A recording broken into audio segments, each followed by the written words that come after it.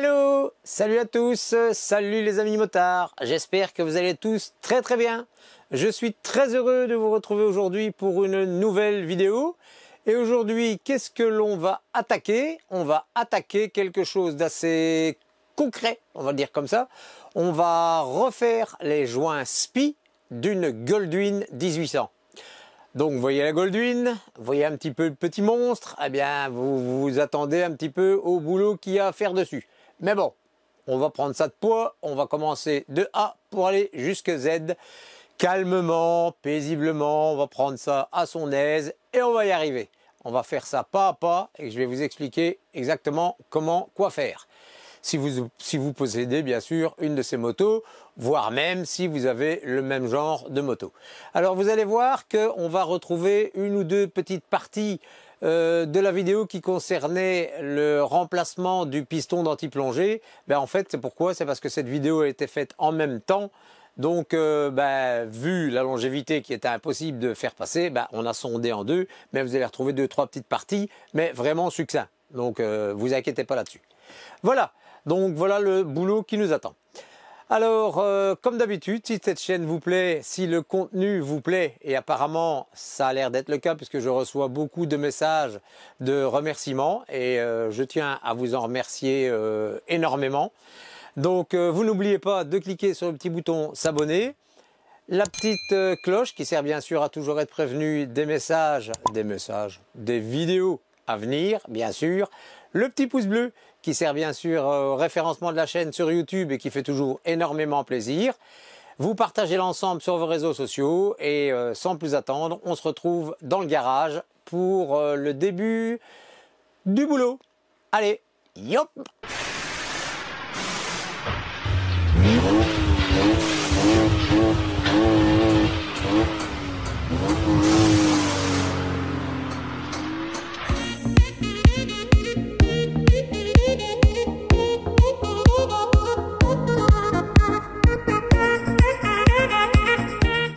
Alors, voilà les amis, donc on se retrouve dans le garage sur la Goldwyn 1800. Alors, comme je vous l'ai expliqué, on va travailler sur l'avant de la moto, donc sur les canons de fourche. On va démonter les deux canons de fourche parce qu'il y a les joints SPI à refaire. Alors, on va faire également, c'est le système d'anti-plongée, donc le système que vous voyez là. Pourquoi? Parce qu'il y a une fuite, tout simplement.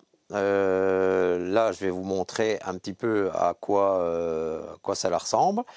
Et je vais vous montrer comment refaire les joints SPI complètement des canons de fourche de la Goldwyn. Alors pour ça, vous voyez qu'on a déjà démonté pas mal de petites choses. En fait, ce n'est que les choses d'origine, donc les garde-boue et tout ça. Vous voyez qu'il y a une paire de fils ici, tout simplement parce que le client a mis pas mal de petits rubans LED, comme vous voyez ici. Donc il y a pas mal de petits rubans LED qui est fixé un petit peu partout sur le système. Donc tout ça c'est déjà démonté. Là je vous ai pas fait de vidéo parce que bon, il suffit tout simplement de démonter les petites vis d'origine. Donc il n'y a rien de chinois à ça. Et alors ce que vous devez démonter également, c'est ici, donc la partie tableau de bord. Là il n'y a rien de difficile non plus. Il suffit de démonter, donc ici vous avez une vis. Donc vous enlevez en fait la grille du haut-parleur avec votre main, donc vous tirez vers le bas, elle s'enlève. Vous avez une petite vis ici, vous avez un clips noir ici. Même chose bien sûr de l'autre côté, donc une vis ici, un petit clips ici. À ce moment-là, tout ça, tout le tableau de bord ici va se déclipser quand vous venez tirer à partir du Newman. Ici, vous tirez vers le haut, le système va se lever. Vous avez une petite broche, je vais vous le montrer d'ici, vous le verrez plus facilement. Voilà, vous avez une petite broche ici, donc si on la voit, voilà, une petite broche ici à tirer. Ça c'est la broche normalement qui va au Newman, je pense, sans dire de bêtises. Non, qui va plutôt aux petits interrupteurs Komodo qui se trouvent sur la tablette, ici. Et alors, vous savez enlever tout ça. Alors après, se trouve un petit cache plastique, tout simplement, ici au-dessus, où vous avez deux vis cruciformes, une là et une là-bas, que vous voyez. Et c'est tout. Voilà, vous savez enlever ça. Et comme ça, ça vous donne accès à votre fourche ici, à votre boulon à venir desserrer ou pour pouvoir tirer les canons de fourche. Voilà, donc bon, ça je vous ai pas filmé, tout le monde s'est enlevé une vis, un clips et soulevé un petit capot. Donc voilà, c'est tout ce qu'il y a à faire. Alors, on va venir ici, ben là, même chose. Donc on va préparer le boulot. Donc qu'est-ce que je vais faire? Eh bien, je vais démonter les étriers de frein. Donc les étriers de frein, mais pour ça, ici, comme il y a le système anti-plongée, donc on va démonter le système ici, on va démonter les deux boulons, on va démonter l'étrier de frein, donc un boulon là, l'autre boulon ici, ce système-là va tomber. Ça ici, on va le désolidariser en enlevant les deux vis ici de chaque côté, comme ça le système va se défaire. On ne va pas enlever aucun tuyau, aucune durite. Pour l'instant, on laisse tout ça solidaire. Mais on va pousser tout ça vers l'arrière, puisque tout va se déconnecter. Ici, même chose. Donc, on va enlever les deux boulons de l'étrier pour pouvoir le mettre sur le côté. Le système ici également, on va le désolidariser du canon de fourche. On va enlever l'axe de roue, on va tirer la roue et on va enlever ici l'équipement qui permet de joindre l'équipement fantaisie ici cuivré, non, chromé, voilà, j'ai arrivé à trouver mes mots, chromé pour pouvoir avoir tout ça net. Et alors ensuite, eh bien là, on va venir démonter, mais là je ne sais pas si vous le voyez, ah si, on le voit, donc on va venir démonter le serrage qui se trouve ici et l'autre serrage plus haut que je vous ai montré, et comme ça, on saura tirer les canons de fourche. Bon, ça, je vais dire, je ne vous filme pas parce que ça, c'est uniquement du démontage de pièces. De toute façon, vous avez déjà vu dans d'autres vidéos comment on enlève les étriers de frein, comment on enlève une roue. Tout ça, je vous ai déjà expliqué. Il n'y a que là, à la rigueur, je vous montrerai peut-être les écrous, les boulons qu'il faut enlever pour les canons de fourche. Mais sinon, le principal, c'est la réfection des canons de fourche. Donc ça, je vais voir un petit peu si je vous filme le démontage des canons. Mais sinon, les canons, après, là, on se retrouvera sur l'établi et je vous montrerai avec quel ustensile, quel produit et tout, qu'est-ce qu'il faut utiliser pour pouvoir refaire comme il faut les canons de fourche. Voilà. Allez, moi, je commence à démonter et on se retrouve tout de suite après. À tout de suite. Voilà les amis, donc la roue est tombée, tous les systèmes de freinage sont désolidarisés du système de roue. Alors, je tenais quand même à vous montrer deux, trois petites choses. Ici, vous avez le témoin ABS, enfin le capteur ABS, pardon, autant pour moi. Donc, il est partie intégrante de la fixation de vos pistons de frein. Donc, quand vous le démontez, quand vous le retirez, faites attention de ne pas venir accrocher le capteur dans les disques de frein. Alors aussi, comme d'habitude, vous tenez en tendage avec un fil de fer, une ficelle ou quoi que ce soit, vos étriers pistons pour qu'ils ne pendouillent pas dans le vide, pour que ça ne tire pas sur les câbles. Vous fixez tout ça avec des bouts de fil de fer. Alors ici, ben là vous avez tiré les axes, vous avez tiré les deux écrous ici, vous avez désolidarisé et enlevé le garde-boue à l'arrière, donc tout ça c'est tous les petits boulons, donc ça il y a aucun souci. Ici même chose, et ici vous pouvez remarquer que le circuit de freinage n'est absolument pas ouvert. On va devoir l'ouvrir parce qu'on va devoir changer le piston de anti-plongée. Donc ça, on va devoir ouvrir le système ici. Donc ce qui fait qu'on va purger complètement le système de freinage par la suite. Donc ça, ce sera à faire après. Donc ici, on va s'occuper donc de démonter les deux canons. Alors je vous dis, pour démonter tout l'ensemble ici, comme vous le voyez là, donc comme il est là pour l'instant, sans enlever les deux canons, ça m'a pris entre 10 et 15 minutes. Voilà. Donc vous voyez, ça ne prend vraiment pas longtemps. Maintenant, si je dois compter le démontage du tableau de bord comme je vous ai montré, plus les garde-boue qui étaient ici et tout ça, bah comptez, allez, je vais taper haut une demi-heure. Allez, sur une demi-heure de temps, vous savez démonter tout l'ensemble ici. Alors ensuite, vous allez démonter les fixations qui se trouvent là. Donc là, vous les voyez, vous voyez le boulon qui est là. Donc même chose de l'autre côté, il y a deux boulons ici de 12. Deux boulons également de 12 là-bas en haut.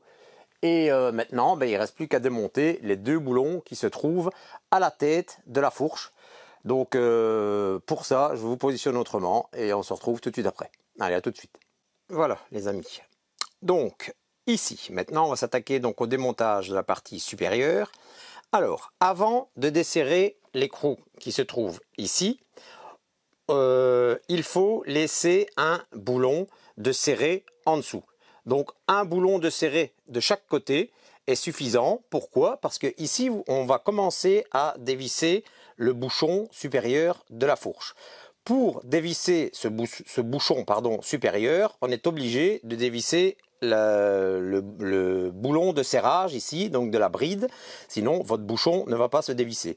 Mais si vous avez tout desserré, tous les boulons qui sont tout le long de votre tube de fourche, eh bien si vous desserrez celui-là, le tube de fourche tombe.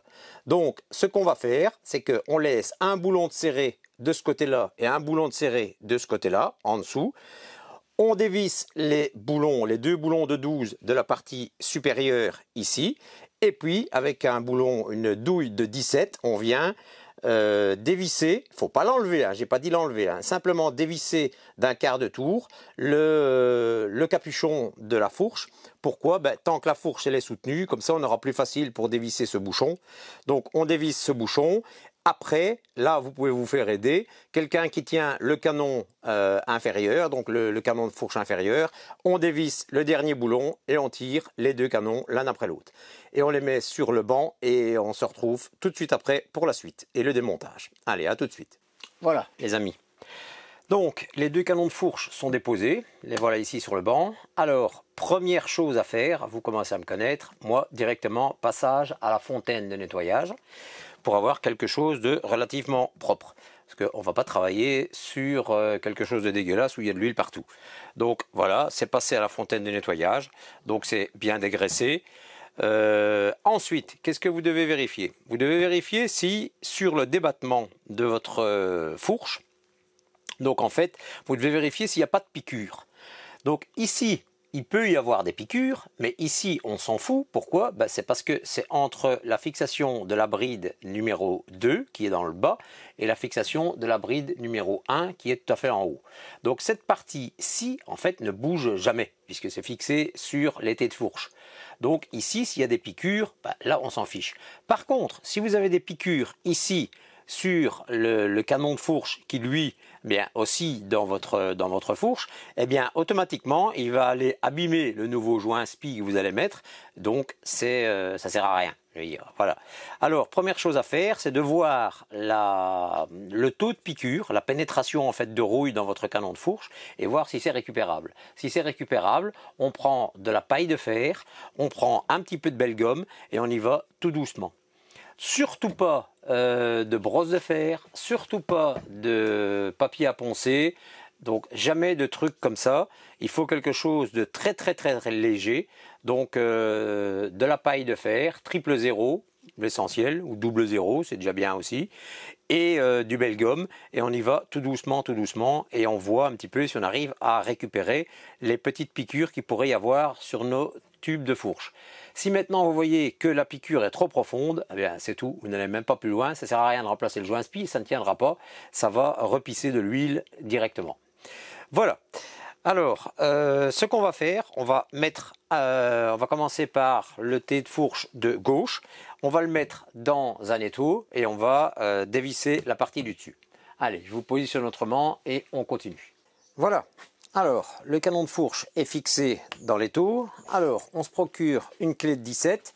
Ici, comme on a déjà commencé à desserrer au préalable sur la moto, eh bien, normalement, il n'y a pas de difficulté. Voilà, il n'y a pas de difficulté pour desserrer le système. On est parti, on desserre l'ensemble. Donc, ce que vous pouvez faire, vous tenez votre clé et vous tournez votre tube de fourche. Alors, vous poussez un petit peu vers le bas. Normalement, il ne devrait rien se passer parce que le ressort ici, il est à puissance maximum, je vais dire, donc il est à élongation maximum. Donc normalement, le bouchon ne devrait pas partir. Donc, on le tient quand même assez fermement et on dévisse notre tube de fourche. Alors, voilà. Voilà. Donc, ici, qu'est-ce qu'on voit? On voit notre bouchon, on voit un joint O-ring dessus et on voit une première colonne, juste ici en dessous.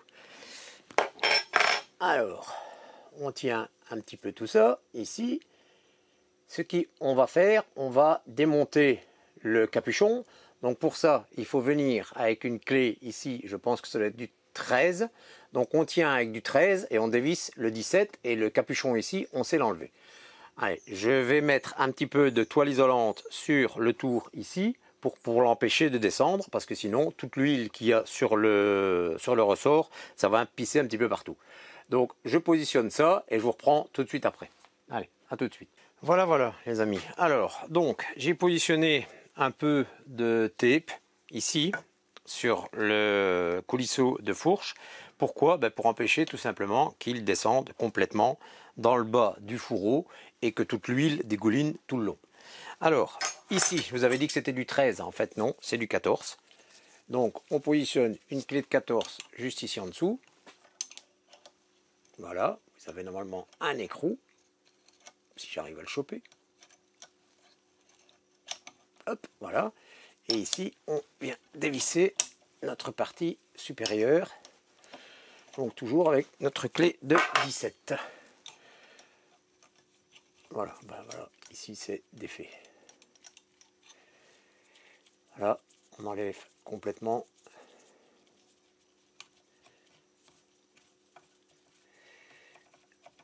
Voilà, comme ceci. Alors, ça, on peut mettre sur le côté. Voilà. Alors ici, vous vous prémunissez de linge. Voilà. Alors, le premier coulisseau, ici, qu'on enlève. Voilà. Et ici, maintenant, normalement, on a le ressort qui est juste ici en dessous. Donc, maintenant, on peut descendre notre coulisseau.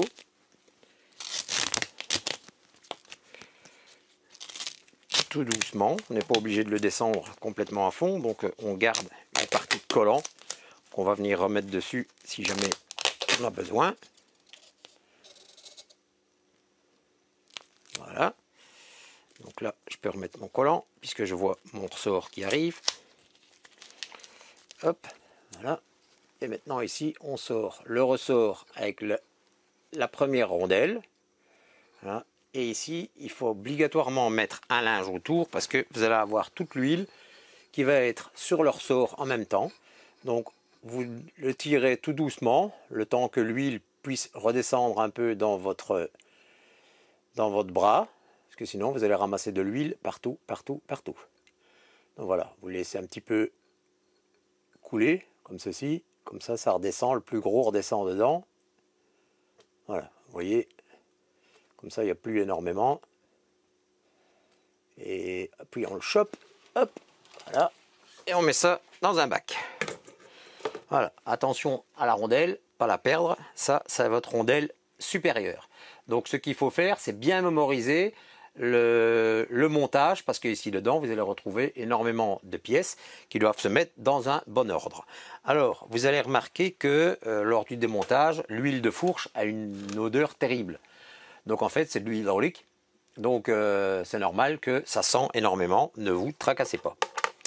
Voilà. Alors, maintenant, ce qu'on peut faire, on peut vidanger tout notre fourche. Donc pour ça, on la tient bien droite. Voilà. Et alors maintenant, ce que je vais faire, je la vidange. Donc j'ai préparé un bac ici et je vidange ma fourche dans le bac. Donc je vais enlever la rondelle parce que la rondelle n'a pas besoin d'être noyée dans le système. Le ressort, ça, je le reprendrai après. Et je vidange mon huile. Voilà, vous voyez que c'est une huile noire, épaisse, qui à l'origine n'est pas noire. Hein.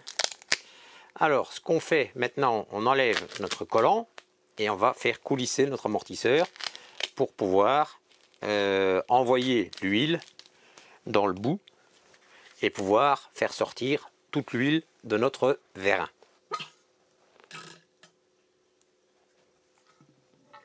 Voilà. J'espère que ouais, je suis bien mis, comme ça vous voyez. Voilà. Donc vous entendez notre vérin qui travaille. Donc vous en laissez sortir le plus possible.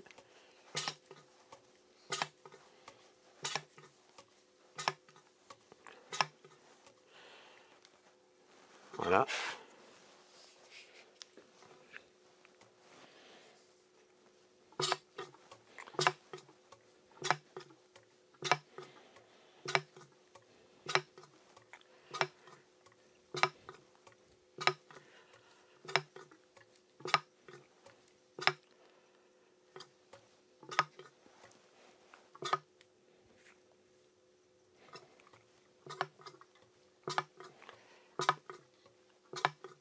Voilà.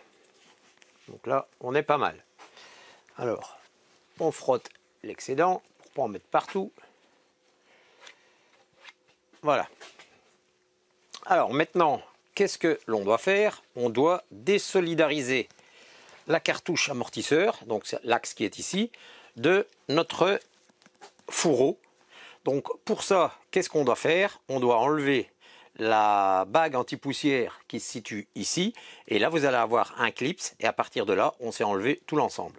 Donc on remet notre fourreau fixé à l'étau.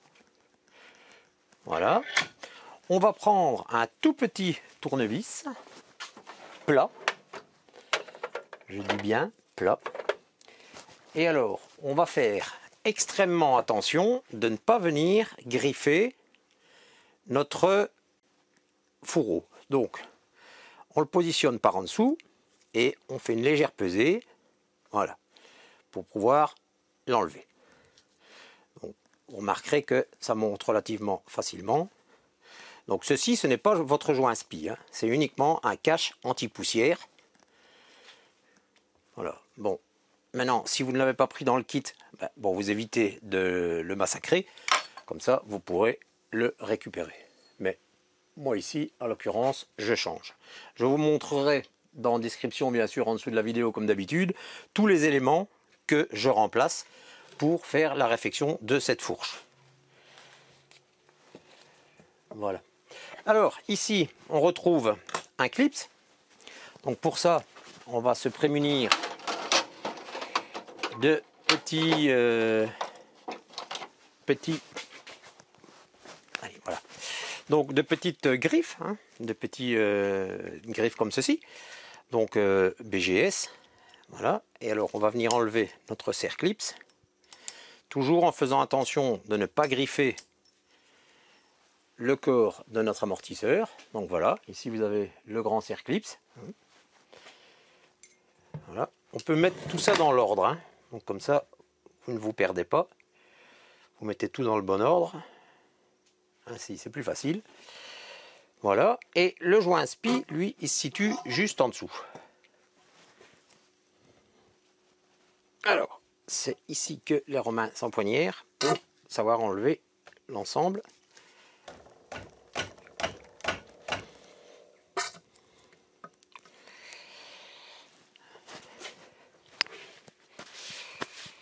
Je vais un petit peu nettoyer tout ça, mettre un petit peu d'or pour avoir plus de place, pour pas avoir de carnage avec l'huile qui va basculer tout ça, et je vous reprends tout de suite après.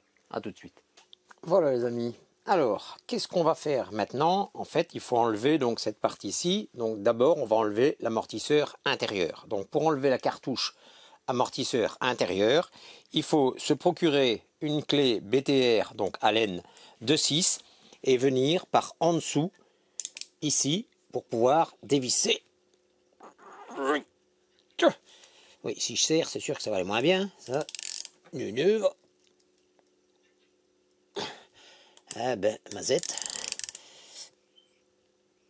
Voilà. Voilà, et venir dévisser donc la vis d'arrêt.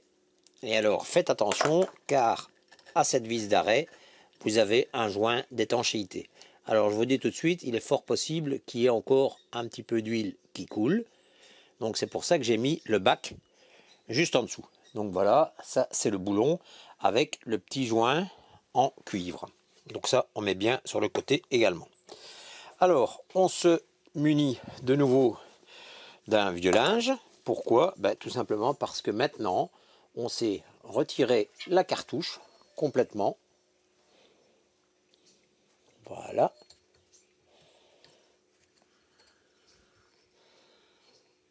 Hop. Voilà. Et on met ça sur un linge. Voilà. Comme ceci. Alors, je vais mettre quelque chose en dessous parce que c'est en train de pisser un petit peu sur le garage. Voilà, je vous reprends tout de suite après.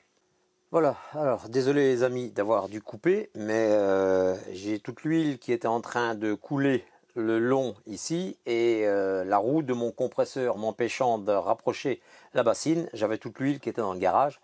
Donc là, c'est impossible pour moi de voir une telle crasse. Donc j'ai dû couper en urgence pour pouvoir nettoyer un peu tout ça. Voilà. Alors, je vous montre un peu l'état de l'huile. Donc vous voyez que l'huile ici est noire, alors que normalement c'est une huile qui doit être plus ou moins rougeâtre. Donc l'huile ici, ben, elle a vraiment des kilomètres. Hein. Alors, ce que vous devez faire également aussi, c'est prendre votre cartouche donc intérieure, donc l'amortisseur, hein, et pomper différentes fois, plusieurs fois, pour le vidanger complètement de son huile. Vous voyez que ça pisse encore. Bonjour les toutous au passage. Hein. Ils sont toujours là, bien sûr. Donc voilà, vous devez pomper plusieurs fois pour vidanger complètement toute l'huile qui se trouve dans la cartouche amortisseur. Donc là, ben, vous mettez des vieux linges ou quoi que ce soit en dessous et vous pompez jusqu'au moment où il n'y a vraiment plus rien du tout qui sort. Donc pour vraiment faire partir toute cette mauvaise huile, donc vous faites la détente maximum. Donc poussez, hop, et puis à un moment donné, vous allez sentir qu'il n'y a plus de résistance du tout. Quand il n'y a plus de résistance du tout, ça veut dire qu'il n'y a vraiment plus d'huile dans la cartouche. Et à ce moment-là, on peut passer au nettoyage. Donc moi, je prendrai tout l'ensemble et j'irai à la fontaine de nettoyage, comme d'habitude, tout nettoyer. Voilà, alors tant qu'il y en a, on continue. Vous voyez qu'il y en a quand même pas mal. De toute façon, on l'entend. Ça crache toujours. Donc tant que ça crachote, c'est qu'il y a de l'huile. Voilà. Voilà. Alors, moi je continue un petit peu tout ça, je vidange tout le système, je vais à la fontaine de nettoyage nettoyer tout l'ensemble et après je vous montre pour la suite qu'est-ce qu'il faut remplacer comme joint et comment démonter le fourreau et tout le reste. Allez, à tout de suite. Voilà les amis, alors pour la suite, eh bien c'est simple, comme on a enlevé déjà le Cerclipse ici au-dessus, ben, il ne reste plus qu'à retirer l'intérieur donc du coulisseau de notre fourche. Donc pour ça, on va procéder par petit à coup. Donc on le met à buter ici, voilà, et on procède par petit à coup afin d'enlever le joint spi, voilà, comme ceci. Voilà, donc on a le joint spi et on a nos bagues coulissantes. Donc ça, on dépose ça sur un papier.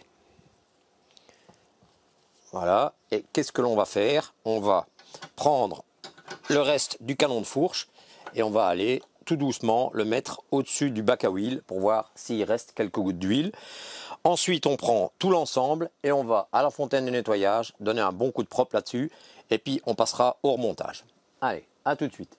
Voilà les amis, donc nous voici de retour dans l'atelier après un passage à la fontaine de nettoyage. Donc on a nettoyé notre fourreau, on a nettoyé notre tube de fourche. À l'intérieur de notre fourreau, on retrouve une petite cale ici qui va venir se mettre en bout de l'amortisseur comme ceci et qui va venir dans le fond, dans le fond du fourreau. Donc ça, on l'enlève également et on la nettoie. Alors, qu'est-ce qu'on retrouve ici? Sur notre tube, on retrouve notre bague de guidage. Ici, il y a une bague de guidage qui est en bout d'axe, ici. Il y a une bague coulissante qui est pas mal usée, on le voit. Ici, elle est pas mal usée, on voit la couleur différente. Il y a une cale, une épaisseur, une sorte de grosse rondelle. Et nous avons ici notre joint spi. Donc, qu'est-ce que l'on fait? On enlève tout ça dans l'ordre bien défini. On passe un coup de linge. Et puis on passe au remontage de notre bague de guidage ici dans le fond. Donc pour enlever, bah, c'est simple, hein, on passe par le devant. Donc voilà. Donc le joint spi, la rondelle, notre bague de guidage. Voilà. Et alors maintenant il faut c'est enlever celle-ci. Pour ça il vous faut un petit tournevis ou une petite griffe et pouvoir venir écarter légèrement la bague. C'est pas évident, mais bon. Voilà. Il faut essayer en fait de la faire coulisser tout le long. Bien sûr en faisant attention au tube. Hein. Voilà. Donc maintenant on peut l'enlever dès qu'elle est passée un petit peu le bout de notre fourche. Donc on fait toujours bien attention de ne pas aller avec n'importe quel outil sur notre tube de fourche pour éviter de le rayer, hein. Donc ici moi j'ai pris un petit crochet BGS qui va bien, qui sert pour enlever les joints. Voilà, donc nous avons notre bague de guidage ici. Voilà, on nettoie tout ça comme il faut également. On regarde qu'il n'y a pas trop d'usure, ce qui est le cas ici, qui va bien. Voilà, et maintenant on peut repasser au montage. Alors, pour leur montage, bon, tout d'abord je tiens à spécifier une chose, c'est que j'ai dit une connerie tantôt, au début de vidéo, et je m'en suis aperçu après. En fait, quand je vous ai dit lors du démontage de la roue de faire attention au capteur ABS, ben, c'est une erreur en fait. Cette moto n'a pas d'ABS. C'est vrai puisque c'est une 2001, donc sur les caractéristiques techniques, il n'y a pas d'ABS. Donc le capteur que vous avez vu, en fait, c'est exactement la même place et la même forme qu'un capteur ABS, mais ici, à l'occurrence, c'est le capteur de vitesse. Donc c'est pas un capteur ABS, c'est le capteur de vitesse. Donc voilà, je tenais à être un petit peu plus clair à ce sujet. Quelquefois pour les puristes qui diraient ouais mais il a même pas vu que c'était un capteur de vitesse. Ben, en fait c'était tellement ressemblant à un capteur ABS que j'ai sorti ça comme ça, un capteur ABS, et puis je me suis seulement rendu compte que j'avais dit une bêtise. Voilà. C'est le capteur de vitesse tout simplement. Mais cela n'empêche en rien que la procédure de démontage est exactement la même chose et qu'il faut faire bien attention à votre câble et ne pas venir abîmer ce capteur, sinon vous aurez des problèmes également. Voilà, alors je vous montre en deux mots de quoi on va avoir besoin. Alors, premièrement, un petit joint d'étanchéité pour le boulon qui vient se fixer en bas du fourreau. Donc le boulon que l'on a enlevé complètement, où lui il a commencé à couler. Alors ici je ne l'ai pas commandé parce que j'avais des petits joints en cuivre, donc ça c'est à prendre en compte. Alors un nouveau serre-clips, donc le premier serre-clips que l'on a démonté à la tête du fourreau, donc ça on va en avoir besoin. Alors notre bague de serrage que je viens d'enlever en fait, qui est ici en bout de colonne de fourche. La bague coulissante, qui est ici également, qui est une sorte de cuivre bronze, hein, donc ça c'est la deuxième ici. Alors le joint torique, qui est le joint qui vient se placer sur le chapeau ici de la fourche, donc complètement en haut, donc sur le dessus de la tête de la fourche. Et ici, donc vous avez un kit, c'est livré directement comme ça. Donc, ça se vend par deux, hein, bien sûr, hein, puisque vous devez faire obligatoirement les deux. Donc, vous avez le joint anti-poussière, donc le cache anti-poussière qui va venir se remettre ici. Et vous avez le joint SPI que j'ai enlevé en premier lieu ici de la fourche. Donc voilà, ça c'est ce que vous allez avoir besoin pour le remplacement de votre fourche, de votre kit fourche. Donc voilà, alors ici, qu'est-ce qu'on a fait? Eh bien, on a démonté l'autre bague de serrage ici dans le fond. On peut remarquer qu'elle a quand même bien tracé tout le tour. Donc on redonne un petit coup de papier pour bien nettoyer tout ça. Pas qu'il y ait de particules ou quoi que ce soit, ou n'importe quoi comme objet qui pourrait entraver le bon fonctionnement de notre fourche. Voilà. Et alors, on va prendre la bague. Donc c'est la bague la plus large et la plus foncée. Les numéros, tous les numéros que j'utilise ici pour les pièces, vous allez bien sûr, comme d'habitude, retrouver tout ça en dessous, en lien de la vidéo. Tous les numéros correspondants, donc tous les numéros d'origine Honda, tout ça, je vous mettrai ça en dessous. Comme ça, vous aurez facile pour effectuer votre commande. Voilà, donc la nouvelle bague. Donc extérieurement, bah, on ne voit pas trop de défauts. Intérieurement, bah, là on le voit parce que ici, celle-ci, elle est tracée, alors que celle-ci, elle n'a aucune trace dessus. Alors, évidemment, celle-ci est nouvelle, donc je ne sais pas si on va pas devoir écarter un petit peu plus. Non, ça va, ça passe. C'est relatif. Donc, c'est relativement facile. On pousse, voilà, et elle est clipsée. Donc ici, pas trop de difficultés. Voilà. Alors, qu'est-ce qu'on fait maintenant? On prend notre fourreau que l'on va venir replacer dans l'étau. Voilà, on ne serre pas trop. Voilà. Alors, on remet Attendez, où est-ce qu'il est? Ah, voilà. On remet notre cache ici, notre guide de fond de fourche. On le remet ici dedans, donc en bout de fourche, avec la partie plate vers le bas du fourreau. Donc on vient le mettre comme ceci. Voilà. Alors, oui, j'aurais peut-être dû d'abord faire ça. Voilà. Alors on remet la fourche dans le fourreau. Voilà. Le reste, vous en préoccupez pas, on le fera par la suite. Donc voilà, la fourche, elle est à fond. Donc là, on la laisse comme ça. On met notre fourche dans l'étau. Comme ceci. On ne serre pas trop. Ça ne sert à rien. Voilà. Ici maintenant, on peut réenquiller notre amortisseur. Donc l'amortisseur qui a été nettoyé également. Hein, bien nettoyé et surtout bien vidé de toute son huile. Donc ça, on vient le réenquiller complètement dans le milieu de la fourche. Voilà. Et alors vous sentez qu'il vient tomber dans le petit axe que je viens de mettre dans le fond. Voilà. Comme ça, ici. Ici, vous pouvez remettre votre ressort par-dessus.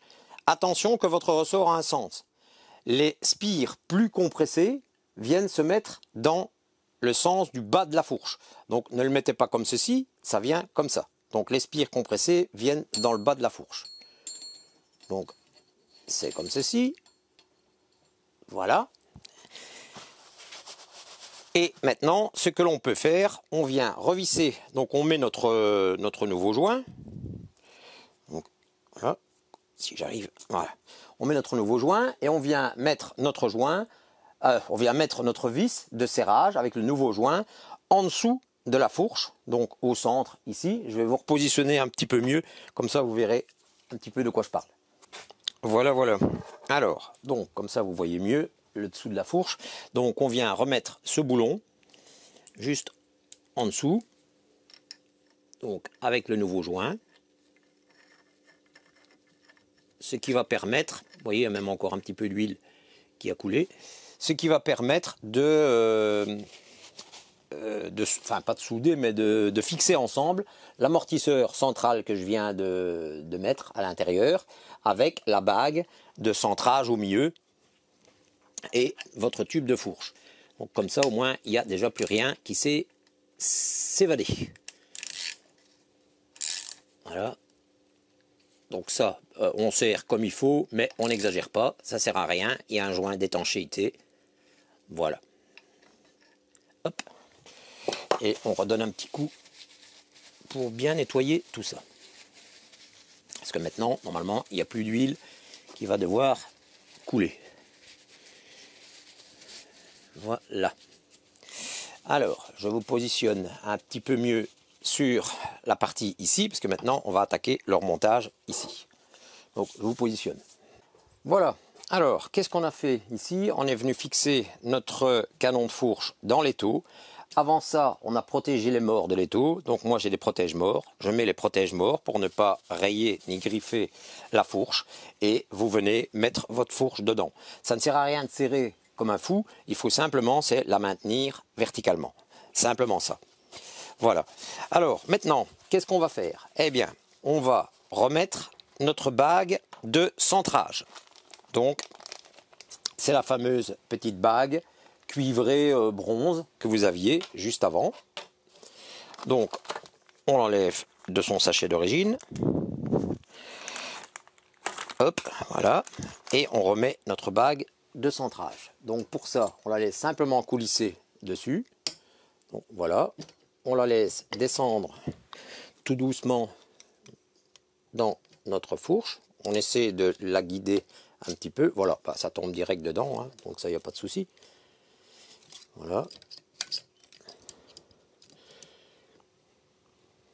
Voilà. Alors, maintenant, qu'est-ce qu'on fait? On remet notre grosse rondelle. Alors, il y a certains modèles de Goldwyn, je pense, sans dire de bêtises, que c'est le modèle à partir de 2007. Les modèles à partir de 2007, vous allez avoir deux grosses rondelles, comme ceci. Donc, on remet notre rondelle. Voilà, et on va se servir de la rondelle pour pouvoir rentrer comme il faut notre joint coulissant dans le fourreau jusqu'à sa limite. Donc là, vous prenez un petit marteau anti-rebond, tout doucement, vous venez tapoter dessus pour faire descendre votre système. Ne tapotez jamais directement sur le joint.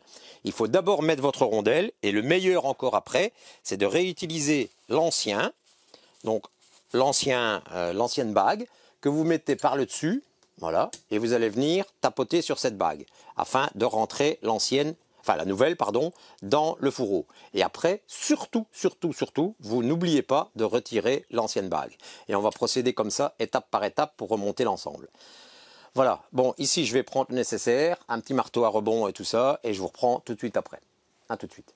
Voilà, donc, petit marteau caoutchouc à rebond, ça c'est comme vous voulez, hein. Alors on sait changer les pastilles également. Moi j'essaie de prendre une pastille assez dure et une pastille plus molle. Un petit chasse-goupille, hein, tout rond, enfin surtout ne prenez pas de burin ou des choses comme ça, voire même des tournevis, parce qu'on va travailler très proche du tube de fourche et il ne faudrait pas venir griffer notre tube de fourche. Alors, on positionne le petit chasse comme ceci et on vient tapoter tout doucement pour faire rentrer notre bague de coulissement. Voilà, vous voyez que ça rentre tout doucement, ça descend petit à petit. Donc, on tape un petit coup en avant, un petit coup en arrière. On la fait descendre tout doucement sans jamais forcer. Et quand vous allez arriver à buter, de toute façon, là, vous allez le sentir puisque vous allez sentir une petite résistance. Et de toute façon, le bruit de votre frappe va changer également. Voilà, donc là, on est pas mal. On y est presque. Voilà, ici, je crois que j'y suis.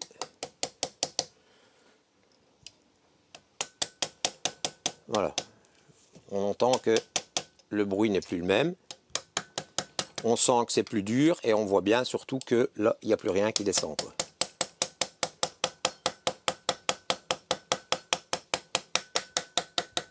Là, je suis bon. Par contre, ce que je vais faire, je vais prendre un chasse un tout petit peu plus petit parce que celui-ci vient un peu à serrage contre. Voilà. Donc, comme j'ai dit, pour éviter d'avoir des griffes, donc il ne faut pas venir ni à serrage, ni contre la... Voilà, vous entendez la différence de bruit, écoutez. Voilà, donc là, ça veut bien dire que je suis parfaitement à fond. Voilà. Voilà, là, je suis bien... Ouais, ok, on est bien à fond. Alors, on n'oublie surtout pas, comme j'ai dit, de réenlever l'ancienne bague. Donc ça, hop, voilà. On réenlève l'ancienne bague, comme ceci. Donc là, on a bien placé sa rondelle. Hein. Donc maintenant, ce qui reste à faire, c'est de déposer notre joint SPI. Donc, on ouvre le petit sachet. Hop. Voilà, alors on a notre joint SPI ici. Et on a notre joint anti-poussière. Voilà. Alors, pour le remontage du joint SPI, il faut bien regarder son sens. Alors, vous allez regarder, vous pouvez déjà regarder ou prendre une photo, c'est encore mieux. Lors du démontage de votre joint SPI, vous allez voir que les deux faces ne sont pas les mêmes. Donc, dans votre joint SPI se trouve un ressort de ce côté-ci et un ressort de ce côté-là, qui sert en interne.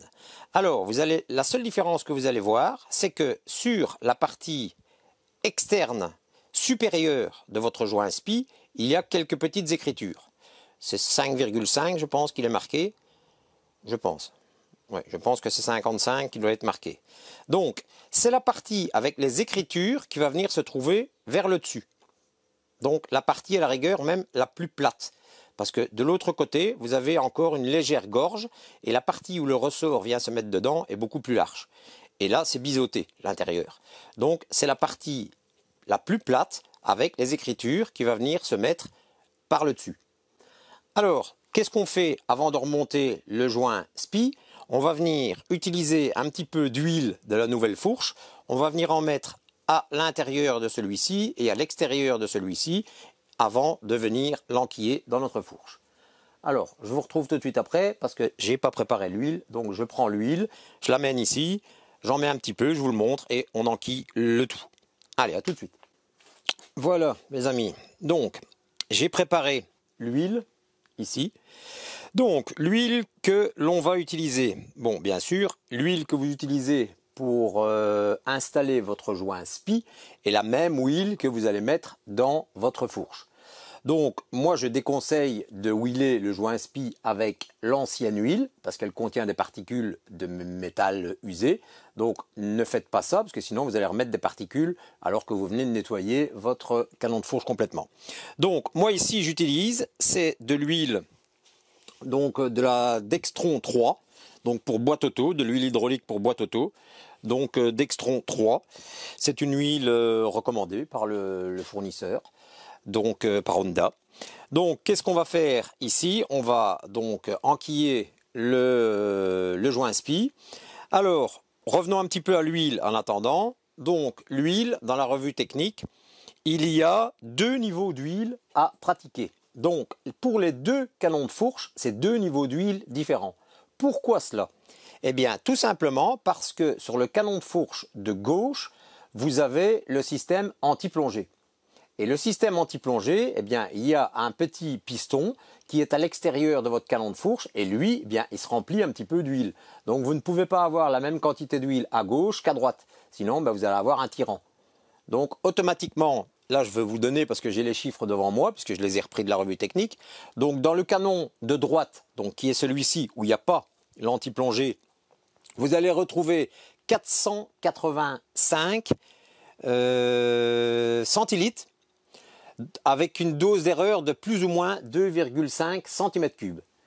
Donc 485 centilitres, donc presque un demi-litre en fait, mais bon, 485 pour être vraiment précis.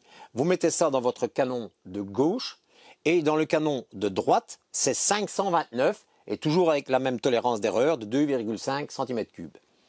Donc, je répète, 485, pardon, de toute façon je vais vous le noter un petit peu, 485 centilitres pour le canon de droite et 529 centilitres pour le canon de gauche. Voilà. Alors, ce que j'ai oublié de faire aussi, et on peut même le faire déjà tout de suite, avant de replacer le joint SPI, c'est de mesurer le ressort. Parce qu'il faut voir si le ressort a toujours sa bonne longueur. Donc, dans la revue technique, il est stipulé, donc ça on prend un simple mètre, 335,3 mm. Donc, je prends mon ressort tout simplement, donc ressort non compressé, hein, donc ressort vide, comme ça. Je prends, je mesure et j'ai 335 mm. Donc, oui, j'ai 2 mm de 2 mm où je n'ai pas exactement 2 mm en moins. Voilà, bon. C'est 2 mm d'usure. N'oublions pas quand même que la moto est de 2001. Donc, je pense qu'il a bien travaillé et il n'est pas encore nécessaire de le remplacer. Voilà, donc ça c'est une vérification à faire également aussi. Si vous voyez que votre ressort est vraiment trop écrasé, ben là il faudra penser à changer le ressort. Voilà. Alors, revenons sur notre joint SPI. Donc, on prend un petit peu d'huile que l'on vient mettre à l'intérieur du joint SPI. Voilà. Et on prend un petit peu d'huile qu'on met également à l'extérieur de notre joint SPI. Donc pour ça, bah, vous utilisez vos gants, hein. Voilà. Alors, on n'oublie pas que les écritures, donc où il est estampillé 5,5 ou 55, parce que je ne vois pas exactement s'il y a une virgule ou pas, mais je pense pas, en fait, je pense que c'est 55, qui équivaut peut-être au diamètre. Donc ça vient sur la partie supérieure. Donc, on met notre joint SPI bien droit, voilà, et on le fait coulisser tout le long de notre canon de fourche et on le rentre, ça rentre tout seul en fait, hein, et on le rentre dans notre système. Voilà. Alors, comment le faire rentrer à fond? Bah, c'est tout simple. Vous prenez votre ancien joint SPI que vous venez mettre par-dessus et on va le rentrer comme on a fait avec la bague. Donc voilà, on vient tapoter. D'abord déjà au doigt, on sait le rentrer. On prend notre petit marteau anti-rebond.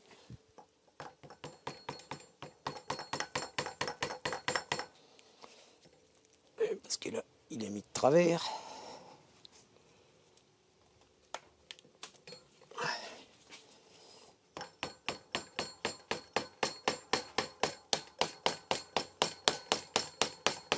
Voilà, il se place bien.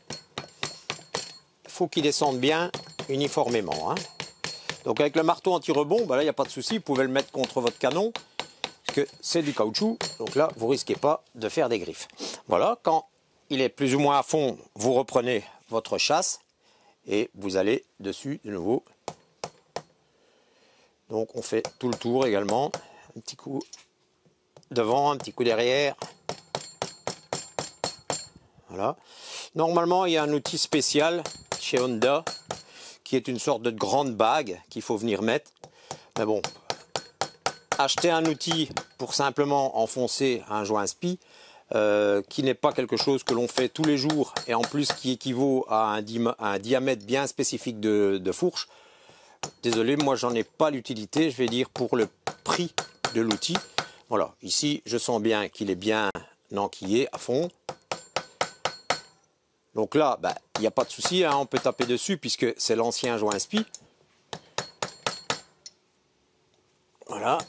Normalement, avec l'ancien joint spi, vous êtes quasiment à ras de votre tube de canon de fourche. Voilà, ici il ne bouge plus, il ne rentre plus. Et puis de toute façon, je sens que la pression est différente. Alors là, on reprend notre petite griffe et on va revenir enlever. Si on arrive à le choper, peut-être essayer comme ça. Voilà. Voilà. Évidemment, comme il y a de l'huile dessus, c'est moins évident. Voilà. Donc, toujours réenlever, bien sûr, après les anciens joints, pour ne pas oublier. Alors, maintenant, qu'est-ce qu'on va lui mettre? On va lui mettre sa nouvelle goupille, on va dire. Enfin, c'est pas une goupille, c'est un clips, un circlips. Donc, on prend le nouveau circlips. Maintenant que j'ai mes mains avec de l'huile dessus, ça glisse. Voilà. Donc, on prend le nouveau circlips. Voilà. Hop. On regarde, on jette un petit coup d'œil. Où est-ce que j'ai mis la lampe? Voilà. On jette un petit coup d'œil pour voir si la gorge est bien. Oui, voilà, la gorge est bien là. Donc, de partout. Donc, notre joint spi est bien mis. Voilà, parce que ça ne sert à rien d'aller mettre le clip si jamais vous voyez qu'il n'y a pas assez de place. Donc, voilà. On vient rentrer l'ensemble. Donc là, simplement par une simple petite pression, et puis vous prenez votre petit crochet et vous le descendez tout doucement jusqu'au moment où vous entendez un clips. Voilà. Et quand vous entendez le clips, voilà, comme maintenant, là, ça veut dire que votre circlips est bien en place. Voilà. Alors, quand le circlips est bien mis, là, vous pouvez vérifier si votre canon de fourche bouge encore. Ici, à l'occurrence, vous voyez bien qu'il ne bouge plus du tout. Donc maintenant, qu'est-ce qu'on va faire? On va lui mettre son cache anti-poussière. Donc le cache anti-poussière, le voici. Donc on peut également aussi mettre un tout petit peu, un filet d'huile uniquement à l'intérieur de celui-ci. Donc pour éviter tout simplement que la lèvre se retourne lorsque l'on va venir enquiller le système. Donc légèrement, voilà, on vient le descendre par au-dessus. On le remet comme ceci. Voilà. Normalement avec les doigts, vous savez l'enquiller. Voilà. Et maintenant, on prend de nouveau son petit marteau à rebond et on y va tout doucement sur le bord pour vraiment le faire rentrer à fond. Mais je vous dis, normalement, rien qu'avec les doigts, ça rentre comme il faut. Et ici, il est déjà bien à fond. Donc, voilà, le tour est joué. Notre joint anti-poussière est posé. Voilà, donc maintenant, eh bien, je vais remettre la fourche un petit peu plus bas pour pouvoir procéder au remplissage de celle-ci. Et avant ça, ce que je vais faire, donc je vais mettre la fourche sur l'étau et après, je vais utiliser la petite clé dynamométrique pour serrer au couple le boulon qui est juste en dessous. Et pour ça, vous devez utiliser un couple de 20 newtons. Donc 20 newtons pour la petite vis centrale. Je serre ça au couple et après on s'occupe du remplissage. Allez, à tout de suite. Voilà les amis. Donc ici, comme je viens de dire, j'ai resserré donc à 20 newtons la vis inférieure qui soutient, enfin qui fixe tout l'ensemble de notre amortisseur. Et maintenant, qu'est-ce que l'on doit faire? On doit remplir. Donc je rappelle ici, on est au côté droit. Donc 485 centilitres d'huile de fourche. Alors pour ça, eh bien, moi j'utilise des différents petits godets comme ceci, gradués, où l'on sait avoir vraiment le niveau que l'on a vraiment besoin. Donc c'est très pratique. Voilà, alors on utilise un petit entonnoir également, voilà, comme ceci, et on vient remplir notre fourche.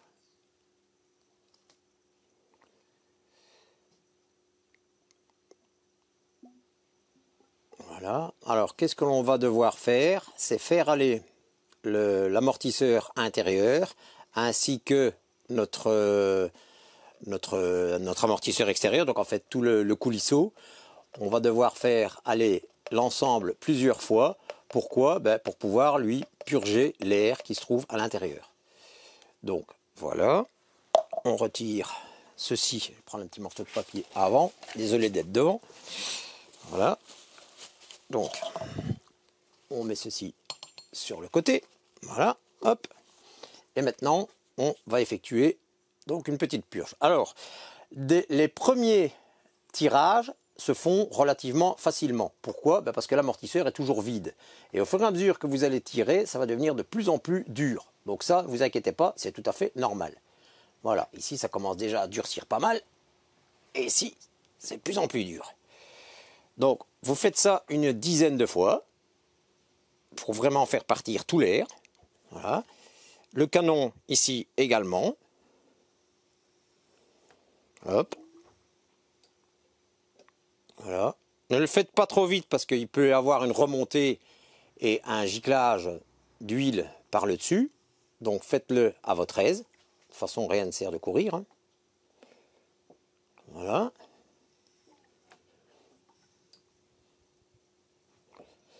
Voilà. On sent que c'est nettement plus dur.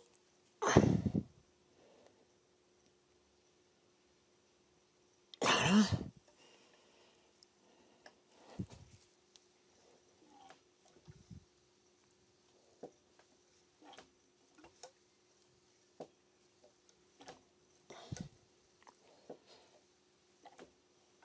Voilà. Donc on fait ça pour les deux parties, la partie intérieure et la partie extérieure. Voilà, encore une fois ici. Le plus principal bien sûr étant la partie intérieure puisque c'est l'amortisseur en lui-même. Voilà. Alors maintenant, après avoir mesuré votre ressort qui je le rappelle doit faire 335,3 mm, on le replace avec la partie la plus compressée vers le bas. Voilà, comme ceci. J'ai oublié, c'est de retirer le milieu. Donc c'est sûr que ça va beaucoup mieux avec le milieu retiré. Voilà, je le retire un peu parce que sinon je ne saurais pas venir mettre mon capuchon. Voilà.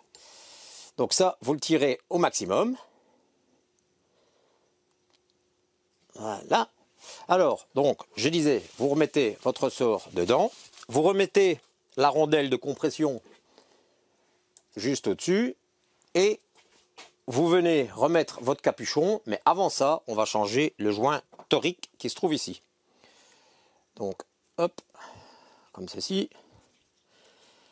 Voilà. Et on prend la nouvelle pièce. Donc ça, n'oubliez pas non plus, parce que sinon c'est bête, il faut tout recommencer. Donc voilà. Et on remet le nouveau joint torique, qui est beaucoup plus rond et beaucoup plus rigide. Voilà, on peut lui mettre légèrement un tout petit peu d'huile, histoire de le graisser un peu, qui ne colle pas au tube. Voilà, et on vient revisser ça sur le dessus de notre fourche. Enfin, de l'amortisseur plutôt. Voilà. Non, petite erreur. Avant ça, on doit mesurer le niveau de liquide qui se trouve dans votre amortisseur. Donc là, j'ai été un peu trop vite. Désolé. Donc on redescend l'ensemble. Oups, ma rondelle. Hop. Voilà, il faut retirer le ressort. C'est vrai, j'ai oublié cette partie. Donc on retire ça délicatement. On prépare un petit morceau de papier. On le laisse bien égoutter pour que tout redescende dans le fond. Pour ne pas en mettre partout. Voilà. Hop. Et on peut le mettre sur notre papier. Voilà. Et alors, ici, là, vous prenez un pied à coulisse. Alors, vous prenez 128 mm. Donc 128. Voilà. Et normalement, ici, vous devez retrouver de l'huile. Votre niveau d'huile. Je ne dis pas de bêtises, je suis bien là.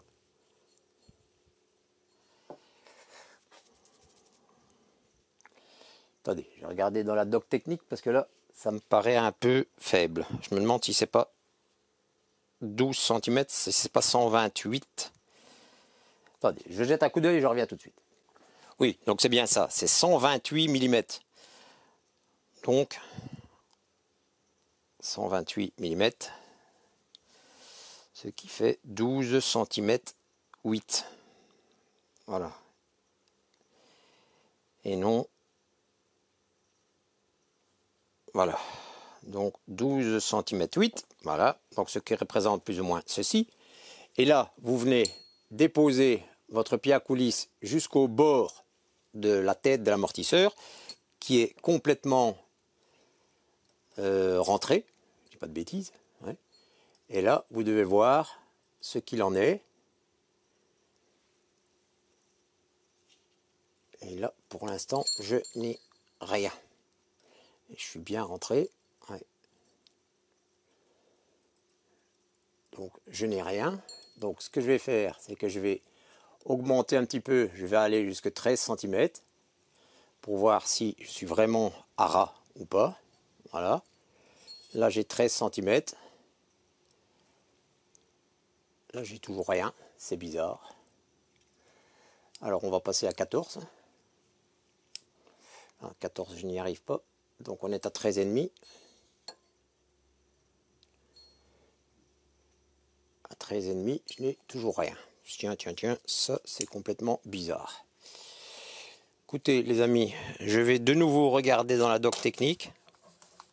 Parce qu'il est possible peut-être que je me sois trompé dans un chiffre. Donc je regarde ça d'un petit peu plus près et je reviens directement à vous pour ne pas dire de bêtises.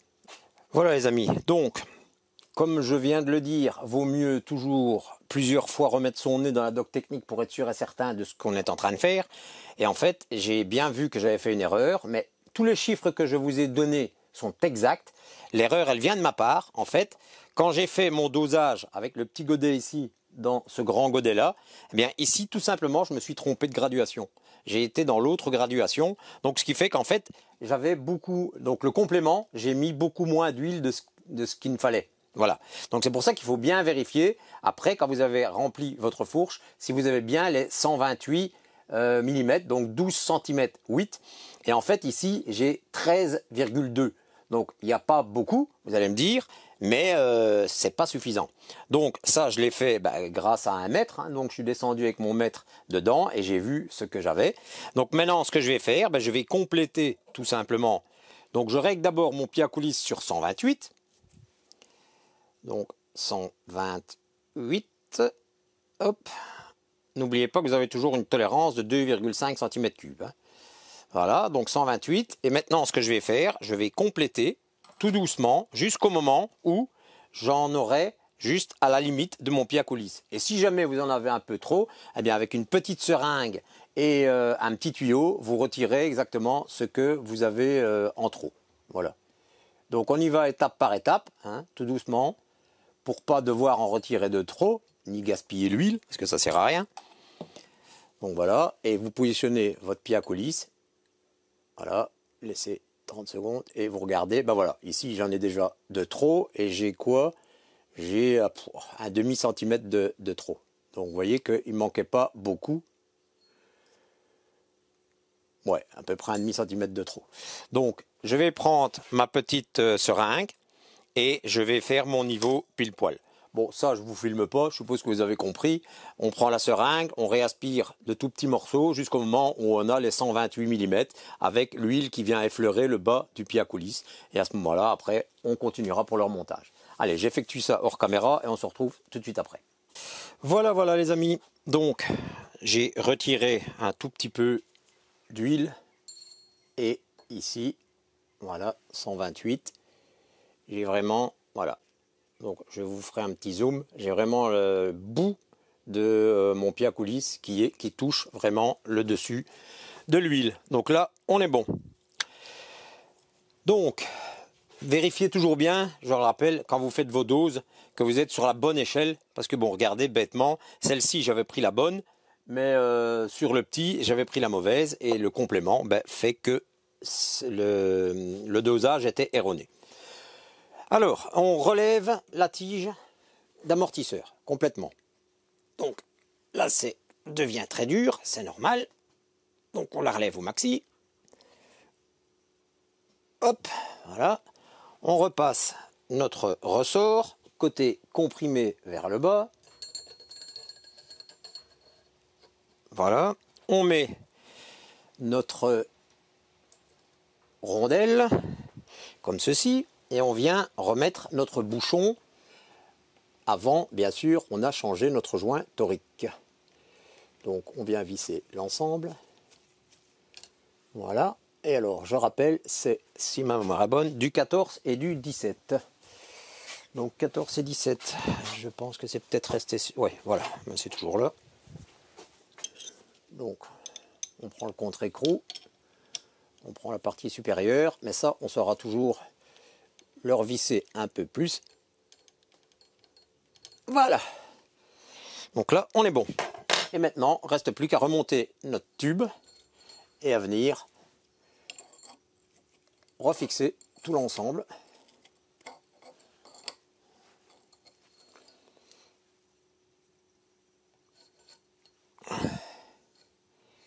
Ce qui est bizarre. Oui, non, non, non, non. Regardez, vous voyez que les bêtises que l'on fait. Non, non, il y a encore l'entretoise ici, parce que je me dis, tiens, c'est bizarre, il n'y a pas de compression. Non, non, il y a l'entretoise qui doit venir ici, juste entre votre bouchon et le système. Oui, parce que si lorsque vous remontez, vous sentez, comme ici par exemple, que là, il n'y a aucun dur pour vous remonter la fourche, c'est pas normal. Et effectivement, c'est pas normal, puisque j'ai oublié de remettre une pièce. Et je me disais bien que c'était pas logique que ça descende comme ça. Donc, on démonte simplement le bouchon. Voilà, et on vient remettre notre entretoise. Donc, l'entretoise, elle vient entre le bouchon de fourche que je suis en train de dévisser ici et la grosse rondelle que je viens de remettre juste avant. Voilà. Donc, on tire l'ensemble vers le haut, on met notre entretoise bien positionnée et on remet notre bouchon. Voilà, c'est déjà un petit peu plus logique. Voilà. Alors, on prend la clé de 14 qui va bien. Hop, on la positionne. Voilà, et on va resserrer le bouchon.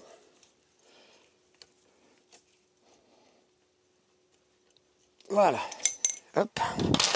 Et maintenant, on peut comprimer l'ensemble. Donc, on remonte complètement notre fourche. Voilà. Et voilà, là, c'est déjà un petit peu plus logique. Et là, on fait prendre le capuchon. Voilà.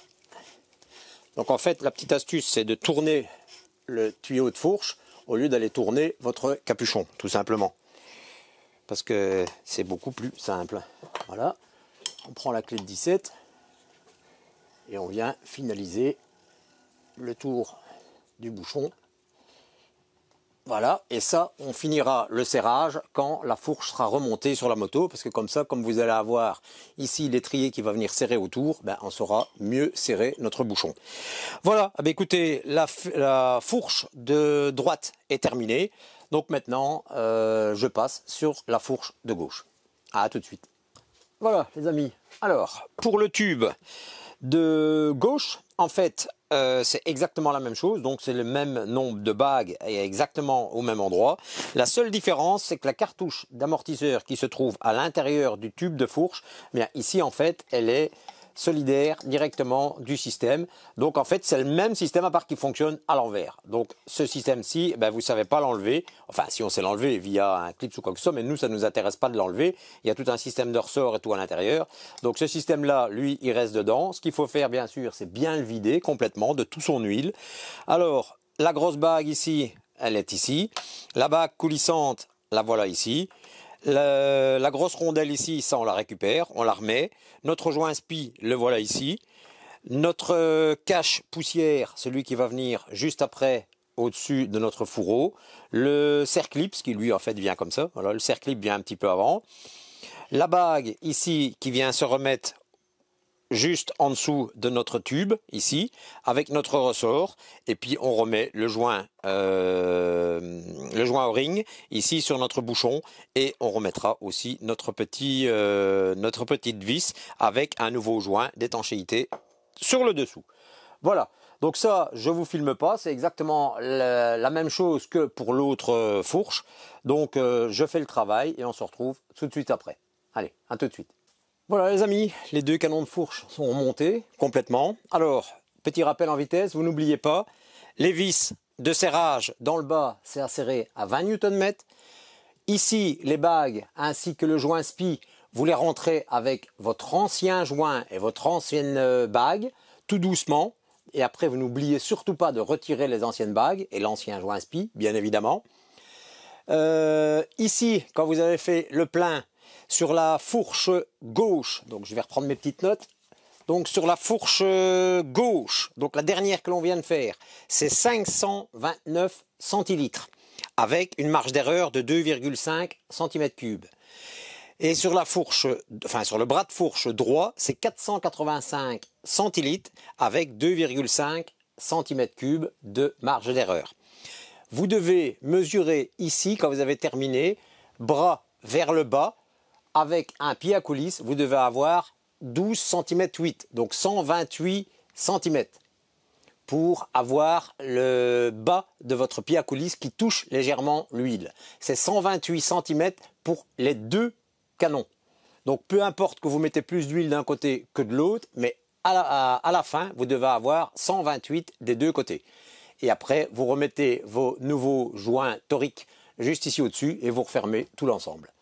Voilà, donc si vous avez des questions, de toute façon, vous n'hésitez pas, vous mettez ça en dessous de la vidéo. Eh bien, il ne reste plus qu'à tout remettre sur la Goldwing et on remonte l'ensemble. On va continuer. Allez, à tout de suite. Eh bien voilà les amis, donc notre fourche est complètement remontée sur notre Goldwing. Donc ça, je ne vous ai pas filmé leur montage parce que c'est exactement la même chose, à part que c'est le contraire, je vais dire, mais que le démontage. Donc vous repassez dans le T de fourche, vous serrez la tête de votre amortisseur, vous serrez les deux boulons juste en dessous et vous remontez tout ce qui est système de freinage exactement comme on l'a démonté. Par contre, petite spécificité qu'il faut que je vous montre, c'est ici. Donc je vais attendre que la mise au point se fasse. Voilà, donc votre axe ici, lorsque vous le remontez, il y a une petite rainure juste ici à ras. Et cette rainure doit venir à ras de votre bras de fourche. Donc je m'explique. En fait, quand vous rentrez votre axe, le bras de fourche ici, lui, il s'est bougé légèrement de gauche à droite. Donc vous rentrez votre axe jusqu'au bout, vous le serrez au couple, comme il faut, de l'autre côté. Et alors ici, après, vous venez réécarter légèrement pour que votre bras de fourche arrive vraiment à ras de la petite ligne qui est ici, de votre axe. Pourquoi? Tout simplement parce que si votre bras de fourche est rentré légèrement, votre moto aura tendance à tirer un petit peu plus vers la gauche. Ce qui est logique puisque c'est comme si vous aviez rentré la direction vers la gauche, donc c'est comme si vous tourniez légèrement à gauche. Donc bien regarder que ceci soit bien aligné, juste à ras de votre bras de fourche. Sinon, pour le remontage, c'est la même chose. Donc vous revissez les deux petites vis qui sont là, ici, voilà. Donc deux là, deux de l'autre côté, ici. Le capuchon de fourche, qu'il ne faut pas oublier, les capuchons de fourche qu'il ne faut pas oublier de resserrer. Vous mettez votre bras de fourche, donc ça je vais vous montrer. Vous mettez votre bras de fourche, donc ici tout est déjà remonté, hein. Voilà. Donc ici en dessous, vous mettez votre bras de fourche qui arrive juste à ras de votre T de fourche.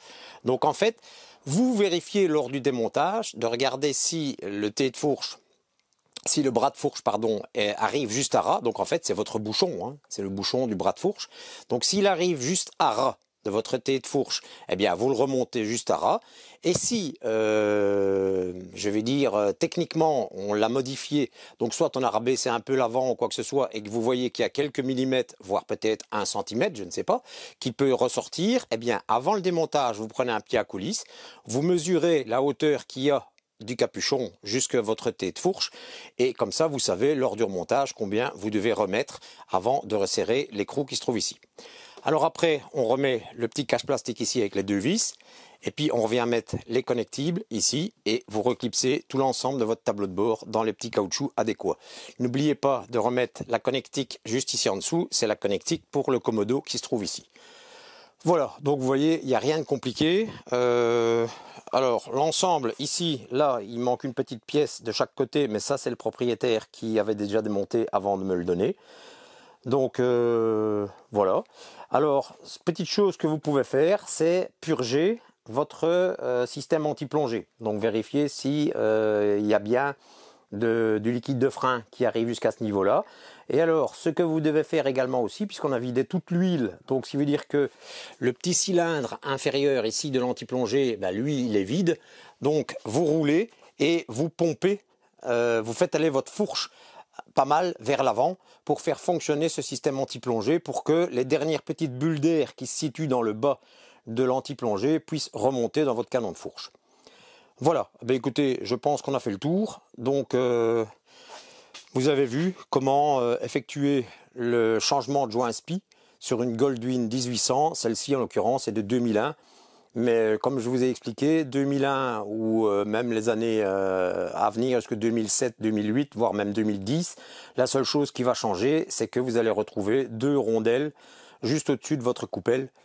Donc dans votre bras de fourche, au lieu d'avoir une seule rondelle au-dessus de votre joint coulissant en cuivre, vous allez en avoir, enfin en cuivre ou en bronze, vous allez en avoir deux. Voilà, c'est la seule différence que vous pouvez avoir. Allez, on se retrouve tout de suite pour le débriefing. Eh bien voilà les amis, le remontage et la réparation de nos fourches avant pour la Goldwyn 1800 est terminé. Donc vous avez vu, c'est pas très compliqué, je vais dire, il y a pas mal de boulot, oui c'est vrai, mais il n'y a rien vraiment d'insurmontable ni d'hyper compliqué. Donc si vous avez des questions, eh bien vous n'hésitez pas, vous me mettez tout ça en dessous de la vidéo en commentaire, je me ferai un plaisir d'y répondre, voire même aussi d'autres personnes qui s'occupent de mécanique, ou peut-être même des mécaniciens attitrés. Voilà, bien entendu, si cette chaîne vous plaît et son contenu, vous n'hésitez pas, vous cliquez sur le petit bouton s'abonner, la petite cloche pour toujours être prévenu des vidéos à venir, le petit pouce bleu qui fait toujours grandement plaisir et qui sert surtout au référencement de la chaîne YouTube pour pouvoir gravir les échelons petit à petit. Et entre parenthèses, je vous remercie déjà d'être aussi présent sur la chaîne, ça fait grandement plaisir. C'est la récompense, je vais dire, pour les youtubeurs, c'est bien gentil à vous, je vous en remercie. Voilà, écoutez, j'espère que cette vidéo vous a plu, qu'elle sera utile pour plus d'une personne. Et surtout, comme je vous ai dit, n'hésitez pas, posez vos questions. Voilà, écoutez, on va se retrouver sûrement sur d'autres tutos sur cette machine. Et en attendant, moi je vous dis portez-vous bien, et à la prochaine. Salut, salut!